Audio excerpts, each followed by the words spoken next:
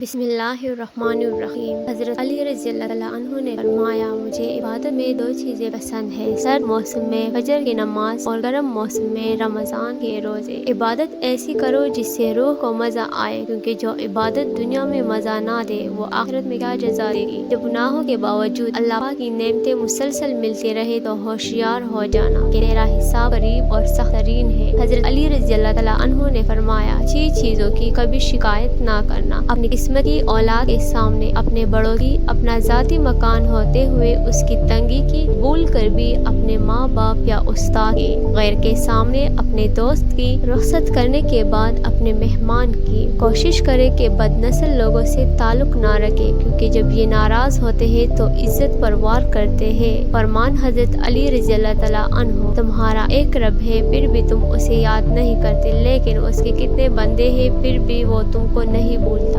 حکمت انسان کی کوئی ہوئی چیز ہے، حکمت چاہے منافق سے ملے لے لو۔ حضرت علی رضی اللہ عنہ نے فرمایا، مومن وہ نہیں جس کی محفل پاک ہو، مومن وہ ہے جس کی تنہائی پاک ہو۔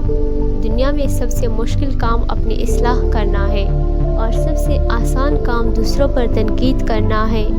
حضرت علی رضی اللہ عنہ نے فرمایا، اپنے دن کا آغاز صدقہ سے شروع کرو، اس دن تمہاری کوئی دعا رد نہیں کی جائے گی۔ کسی کا دل اتنا مت دکھاؤ کہ وہ اللہ کے سامنے تمہارا نام لے کر رو پڑے، کیونکہ ٹوٹے ہوئے دل سے نکلی آہ عرش تک جاتی ہے۔ نماز کی فکر اپنے اوپر فرض کر لو، خدا کی قسم دنیا کی فکر سے آزاد ہو جاؤ گے اور کامیابی تمہارے قدم چومے گی۔